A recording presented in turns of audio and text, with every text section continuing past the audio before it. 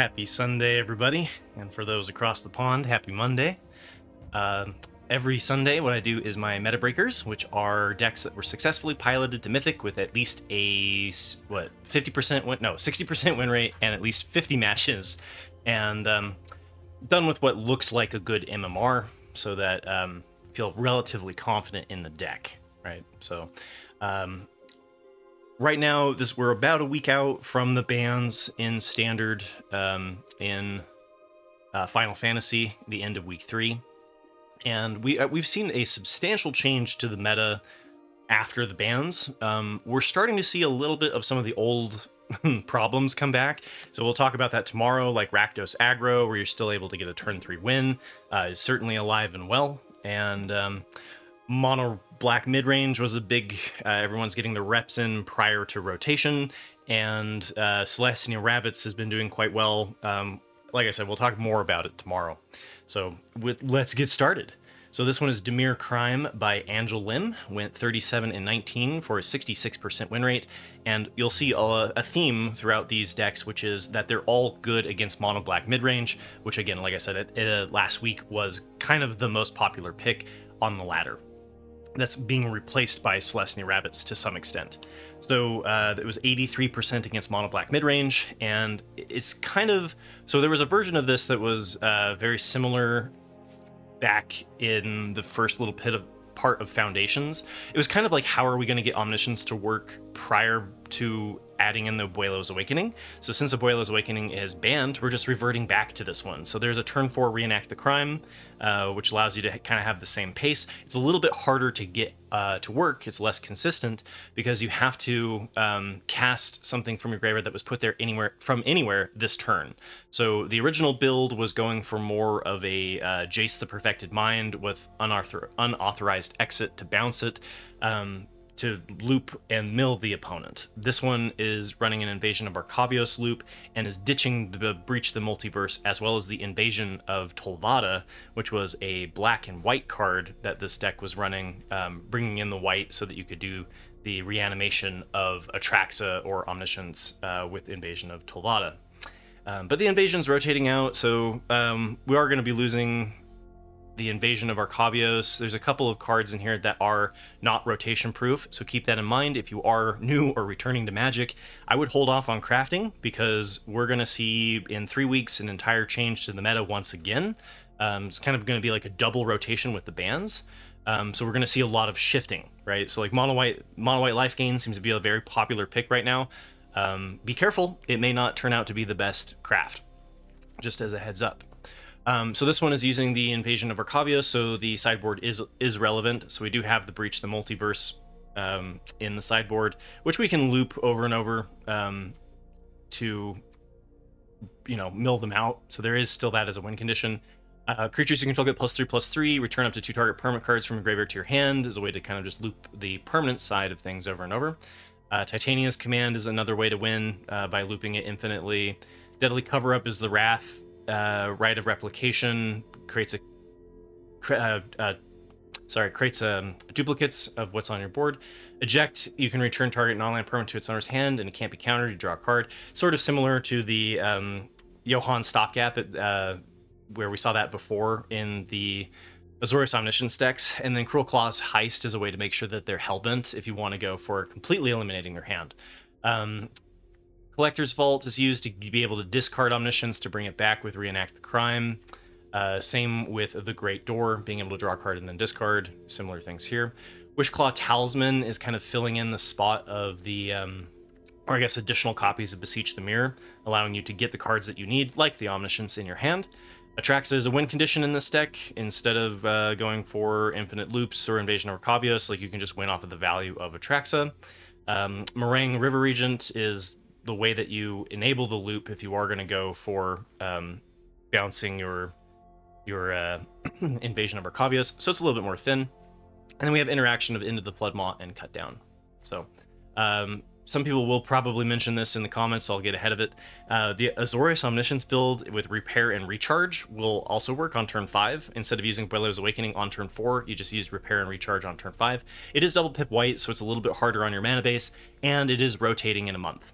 So Omniscience is alive and well in some form. We're going to continue to see it. I think the Reenact the Crime looks a little bit stronger personally than the Repair and Recharge, just because turn 4 is better than turn 5. And yeah, so have fun getting Omniscience to still work post-ban.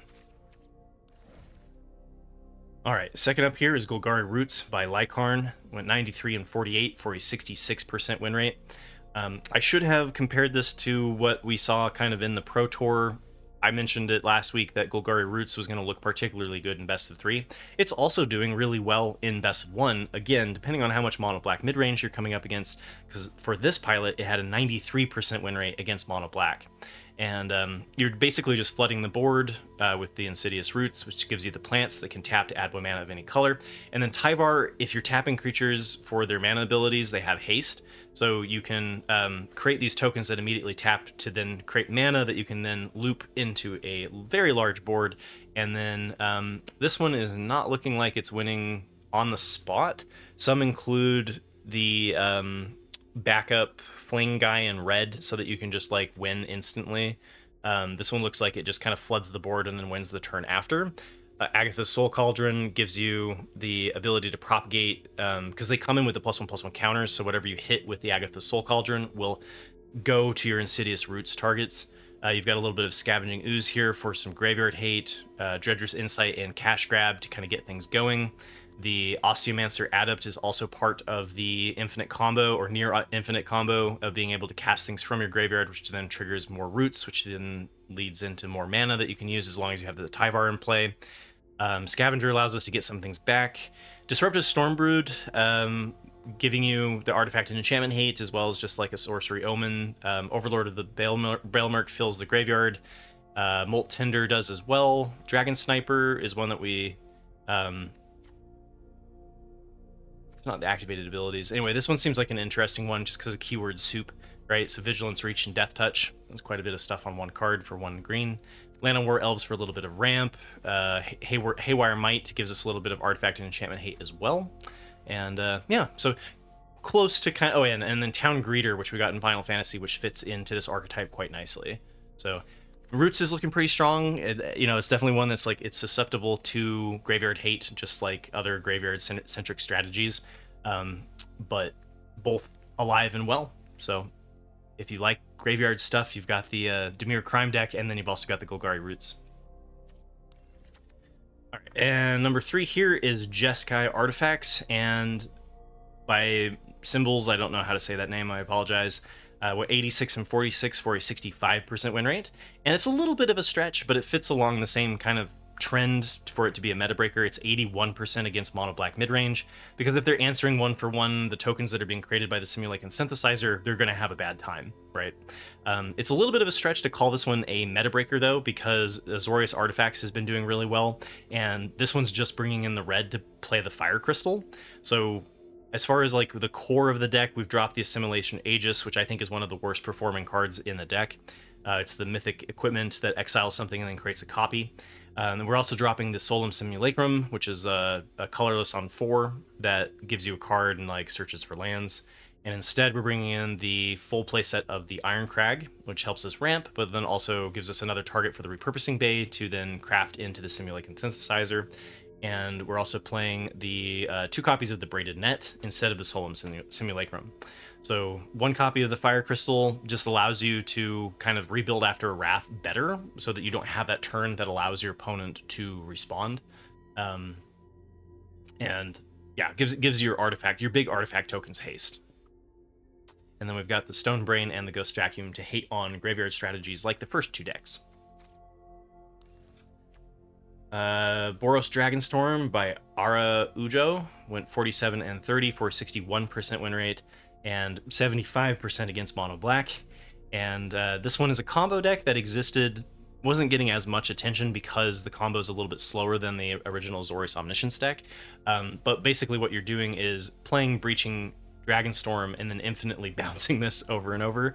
So you can discover into it with the Carnosaur, you can play it for free with a Tali, you scroll shift it, it hits these cards that then also hit more of it, and then you have Quintorius that for all of these cards that are Discover exiles, Atali exiles, Scroll Shift exiles, Breach the Dragonstorm exiles. So I think this one is, yeah, exile cards. So whenever you cast a spell from exile, you deal 2 damage and gain 2 life.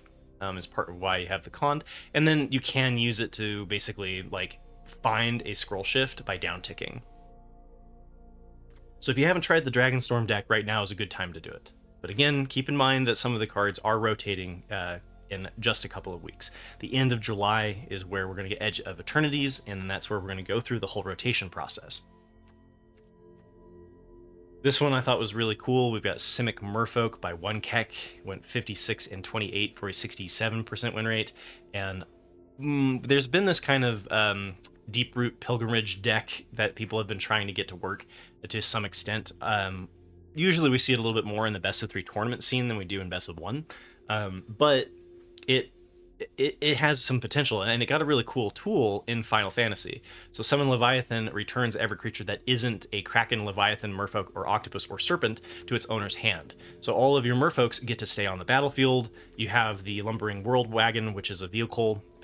So this one, as long as you don't create it into a creature, won't bounce, but also helps you just ramp. You've got the Tishana's Tidebinder, the Deep Fathom Echo, the Sentinel of the Nameless City, the Vodalian Hexcatcher. Other Merfolk get +1/+1, and you can sacrifice a Merfolk to counter target non-creature spell unless its controller pays 1. And this is really cool because this helps you protect your Merfolky board from your opponent playing a Wrath. So it's like, instead of losing the entire board, you just sacrifice as many Merfolk as you need to counter the spell. So if you haven't bumped into this deck, I think you will start to see it a little bit more, at least in the next coming weeks prior to rotation. And then we have the Cenote Scout, which is a Merfolk as well. Bounce off for a little bit of interaction. Mockingbird allows us to copy any of the Merfolk and, plays additional copies of Merfolk. And yeah, cool deck. The 6th deck I want you guys to be aware of is Mono Green Landfall. It's actually, I think, the 4th most popular deck last I looked on the ladder. It is not particularly good. It will not be in my top 8, I don't think, come tomorrow. But it is, I think, a popular deck because green has suffered for so long. It's, hopefully we can finally start to see a mono green strategy thrive in standard. That would be nice. So this was Mono Green Landfall by Morin. By no means can you, you can definitely climb with it. Some people are struggling with it, but I think it's a sequencing kind of situation. So it's 112 and 75 for a 60% win rate. And yeah, you're all centered around just doubling your landfall triggers. So if you can get a Traveling Chocobo into play, and then play something like Fable Passage or Evolving Wilds, or Escape Tunnel, you get the ability for it to trigger multiple times, which is very cool. And so if you have something like Bristly Bill in play and your Chocos, your Saw's Chocobos, they just get out of control so fast. Hard-hitting Question gives us a little bit of interaction along with Bushwhack. And we've got Snakeskin Veil to protect our threats. This one's kind of a linear strategy. You're not really responding to your opponent's plays as much as you are just kind of asking, can you beat me, as I put a bunch of counters out. Overprotect gives you Hexproof as well as Trample to push through, because Trample is missing with the Saw's Chocobos. We've got Tifa, which can get absolutely huge off of the landfall triggers, and then so if you hit it with like an Overprotect and then start doubling its power, Tifa can get out of control. We've got the Ordeal of Nylea. Again, this is kind of a counter-centric strategy, gives you additional card draw. We've also got the Spring Bloom Druid, and if you this also helps to trigger additional landfalls, especially if you have the Traveling Chocobo in play. And then Mossborn Hydra gets a double the number of counters on this creature every time that a land comes into play. So if you hit it with a token off Bristly Bill, you can also just get a really large trampling threat. So bring in the green beef with the mono green landfall. And I will reiterate this again, craft with care, rotation is around the corner, and the standard meta right now is there's lots of exploration going on. So as the meta settles, some of these decks are going to not fare as well. Just keep that in mind. So this one was Izzet Control by Hasakura. It went 71 and 45 for a 61% win rate into Mythic. And you've got like, so it's kind of like Izzet prowess, but you don't have the prowess, right? So you've got Wraths of Brotherhood's End, the fire magic, which can deal with the board centric strategies. It's kind of another build of a Mind Splice apparatus deck, allowing us to get cheaper and cheaper spells, which allows us to replay those spells through the sorceress's schemes. You've got the Meringue River region as kind of your big payoff or your big loop. You've got Aetherize, which also is like a board sweeper for blue. Stock up for additional value, Glacial Dragon Hunt for a little bit of removal and card selection, Volcanic Spite and Abrade for point removal. Experimental Augury works with Proliferate, which is why you're also running the Monumental Facade. This one allowing you to kind of put those oil counters more quickly onto the Mind Splice apparatus and then boost up how many oil counters are on the Mind Splice apparatus for cheap spells. And then you're just playing kind of a control deck. You've got the Syncopate and the Dispelling Exhale for counter spells, and then you've got Into the Floodmaw for bouncing problematic non-land permanents.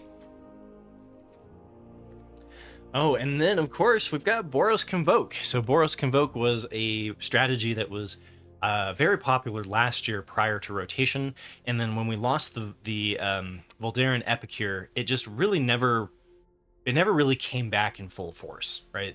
So this one was Boros Convoke by Ab, went 78 and 49 for a 61% win rate, and it's relatively well positioned. Frontline Rush that we got back in Tarkir is particularly nice for a board flood strategy. Sort of like Celestia Rabbits, this is going to punish mono black or anything that's trying to answer things one for one, just because you're creating more than one card every single time.